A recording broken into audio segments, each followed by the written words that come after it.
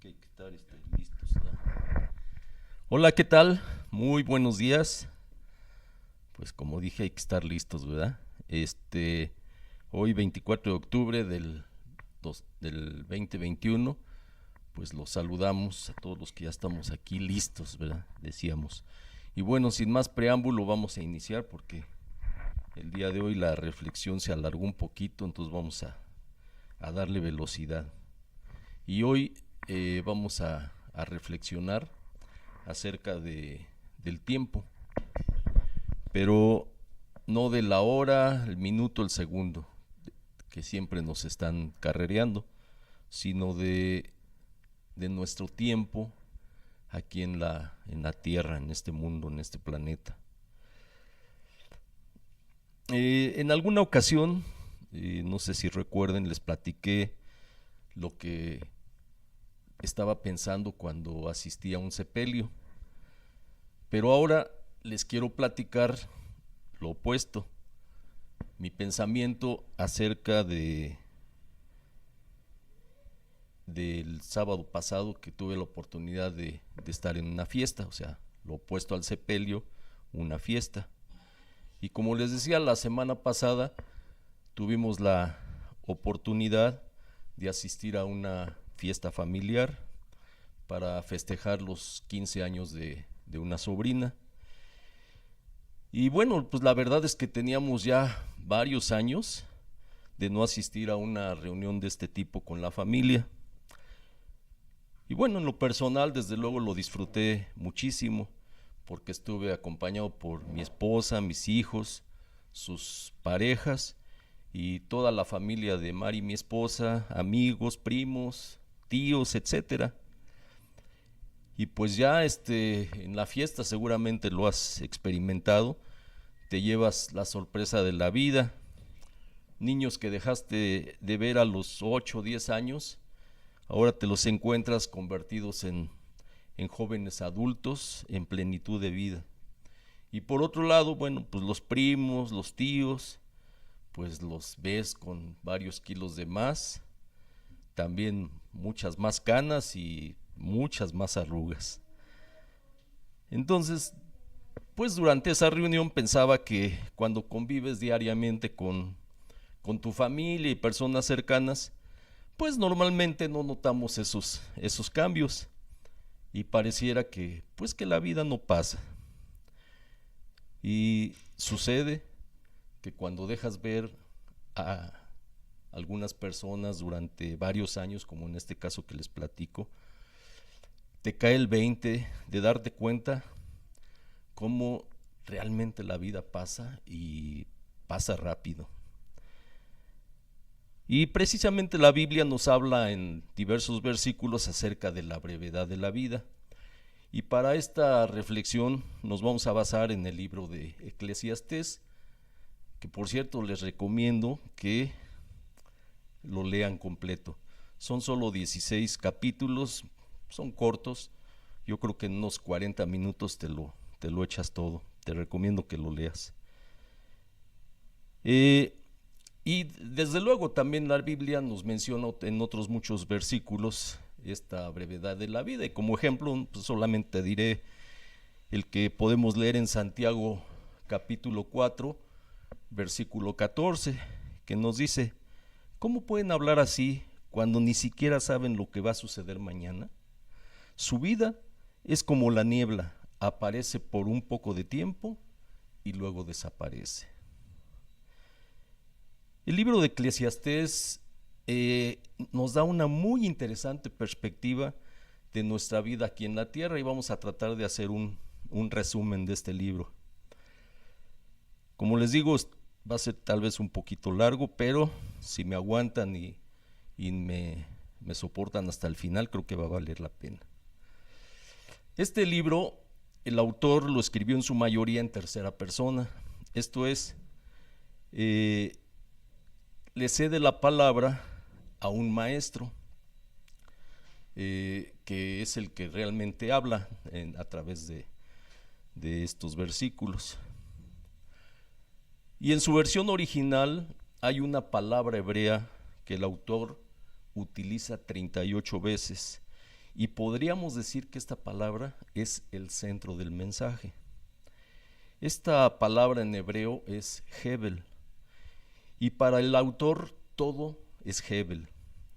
Esta palabra en español, en la mayoría de las versiones de la Biblia en español, se traduce como vanidad, pero esta palabra vanidad en realidad no captura completamente el sentido de la idea que el autor de este libro trata de expresar. Hebel en hebreo literalmente significa vapor o humo, y el maestro lo utiliza como una metáfora para describir cómo la vida es temporal o pasajera, como vapor o humo. Pero en segundo lugar, señala que la vida es un enigma, una paradoja, como lo compara como el humo espeso, así negro, que parece sólido, pero cuando tú tratas de aferrarte a él, pues no hay nada definitivamente. Y así sabemos que es la vida, es impredecible e inestable realmente. Y el maestro representado en este libro dice que es como correr tras el viento, o sea, Hebel. Esto pareciera un poco deprimente. ¿Por qué está diciendo todo esto? La meta básica del autor es señalar todas las formas en que tratamos de encontrar significado y propósito a nuestras vidas, pero separados de Dios. Así que el autor le permite al maestro que desglose todas estas formas, de manera que el maestro expresa que pasamos la mayor parte de nuestro tiempo invirtiendo energía y emociones en cosas que pues realmente no tienen significado, al final no tienen significado, no tienen una importancia duradera, y el autor permite que el maestro nos dé una dura reacción de la una dura lección de la realidad de la vida.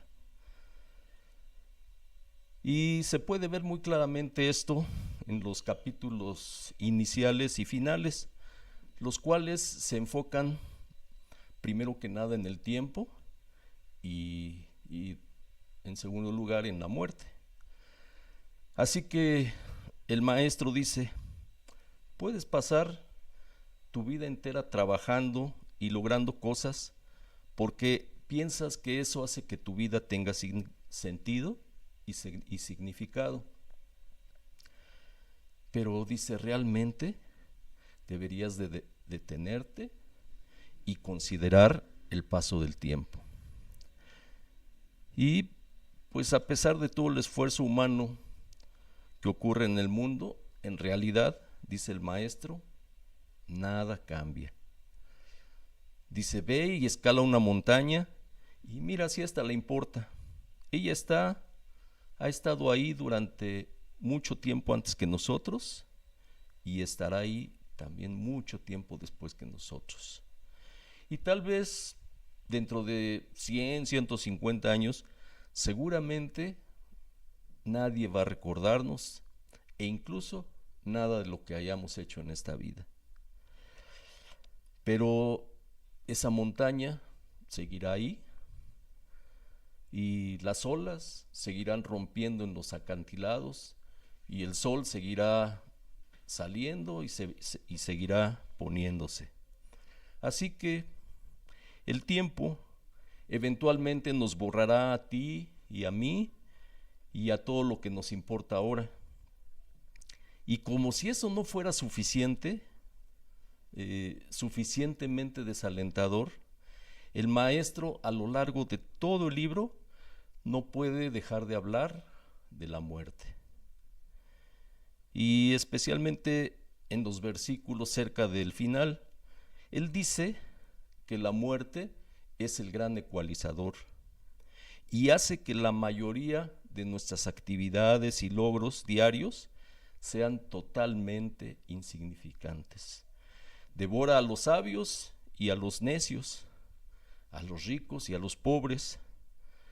No importa quiénes seamos y lo que hayamos logrado, bueno o malo, lo que hayamos hecho, bueno o malo, todos morimos y no, ¿qué crees? Dice que no hay escapatoria. Así que con estas dos ideas en la mano, el maestro continúa considerando todas las actividades y las falsas esperanzas en las que invertimos nuestras vidas, para pues tratar de encontrar significado e importancia, pues como las riquezas, una carrera brillante, el estatus social o simplemente el placer. De manera que estamos trabajando duro,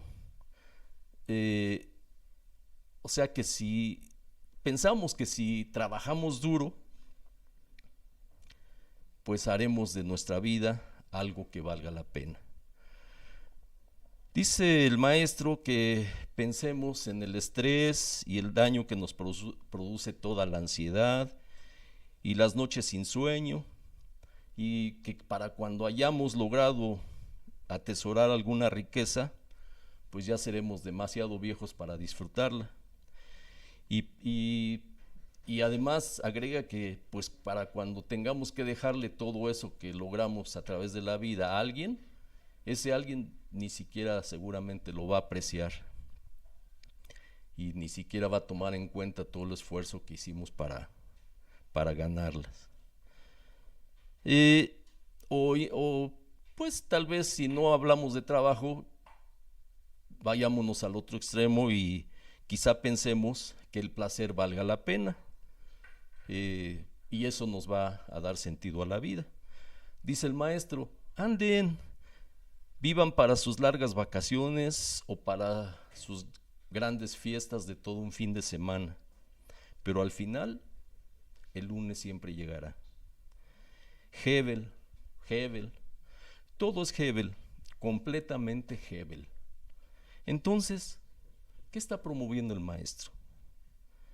¿Que nos convirtamos en hedonistas o en puros materialistas? Hedonistas es la doctrina que promueve solamente el placer, eso es ser hedonista. El maestro reconoce las ideas de Proverbios de que vivir con sabiduría y en el temor del Señor tiene ventajas reales. Si vives así, en general te irá bien en la vida, pero el problema es que incluso viviendo en la sabiduría y el temor del Señor, ¿qué crees? Eso también es Hebel. ¿Por qué? Pues eso no nos garantiza, dice aquí el maestro, eso no nos garantiza realmente tener una buena vida. Vemos que hay personas buenas que viven y mueren trágicamente, y personas malvadas que viven una larga vida y próspera vida. Y pues como vemos, hay demasiadas excepciones de esto. Así que el maestro dice, aún la sabiduría es Hebel. No es vanidad, sino un enigma. La sabiduría no siempre funciona en la manera en que pensamos. Entonces, ¿cómo podemos entonces avanzar en medio de todo este Hebel? Y aquí, paradójicamente, el maestro descubre la clave para el verdadero disfrute de la vida bajo el sol. Esto es, aceptar Hebel, aceptar o reconocer que todo en nuestra vida está completamente fuera de nuestro control. Y alrededor de 6 veces diferentes, en los momentos más deprimentes de su monólogo, el maestro habla acerca del regalo de Dios, que es el disfrute de las cosas buenas y sencillas de la vida, como la amistad, la familia, una buena comida, un día soleado o incluso, ¿por qué no?, una fiesta para una quinceañera. Sin embargo, tampoco podemos controlar todas estas cosas. Ciertamente no nos están garantizadas, pero eso es su belleza. Cuando llegamos a adoptar una plena confianza en Dios, eso nos libera para simplemente disfrutar la vida como la estamos experimentando hoy, aquí y ahora, y no como pensamos que debería de ser.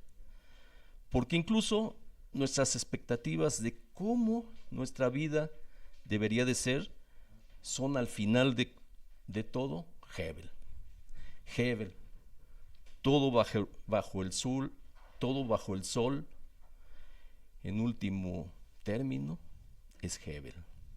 Y así llegan a su fin las palabras del maestro, y justo ahí el autor toman él la palabra y concluye que es muy importante que escuchemos las palabras del maestro, y las compara con la vara de un pastor que en la punta tiene un aguijón, una punta que nos puede lastimar cuando nos pincha, pero dice que el maestro está intentando pincharnos para hacer que nos movamos en la dirección correcta. Y después el autor nos advierte que incluso podríamos caer en el otro extremo, esto es, llevar demasiado lejos las palabras del maestro y gastar nuestra vida entera en los libros tratando de resolver los enigmas existenciales de la vida. Pero dice el autor, no lo intentes, porque nunca lo lograrás. Y si haces eso, pues finalmente esto también se convertirá en Hebel. Así que más bien el autor ofrece su propia conclusión y dice en los últimos 2 versículos de este libro: teme a Dios y guarda sus mandamientos, porque esto es el todo del hombre, porque Dios traerá toda obra a juicio juntamente con toda cosa encubierta, sea buena o sea mala. Finalmente, el autor piensa que es bueno dejar que el maestro rete nuestras falsas esperanzas y nos recuerde que el tiempo y la muerte hacen que la mayor parte de nuestra vida esté completamente fuera de nuestro control. Pero lo que le da a la vida el verdadero sentido es la esperanza del juicio de Dios, la esperanza de que un día Dios quitará todo Hebel y traerá verdadera justicia a nuestro mundo, y es esa esperanza la que nos debe motivar a una vida de honestidad e integridad delante de Dios. En resumen, hermanas, hermanos, el propósito de este libro es poner a la luz nuestra incapacidad total para encontrar sentido, así como de hacer completas nuestras vidas solo por nuestro propio esfuerzo. Desde mi punto de vista, cuando se escribió este libro, faltaba un dato muy importante a toda esta ecuación que nos plantea el autor, y esto es la llegada de Jesús a este mundo, a esta tierra. El libro de Eclesiastés genera preguntas que son respondidas en el Nuevo Testamento. El sentido de la vida no se encuentra bajo el sol, sino ¿en dónde? En Jesús. Esa ahora es la respuesta clave. Vamos a orar. Oh Padre Santo, Señor mi Dios, gracias porque nos muestras que en Jesús encontramos la respuesta a la ansiedad de la falta de sentido en nuestra vida. Gracias porque en Él encuentro la paz, esa paz verdadera, y además encuentro, Señor, el verdadero propósito de mi vida. Lo creo, Señor, y lo declaro en el poderoso nombre de Jesús. Amén, amén y amén. Bueno, pues muchas gracias. Me colgué un poquito, disculpen. Vamos a hacer una pausa y continuamos. Nos vemos dentro de 8 días.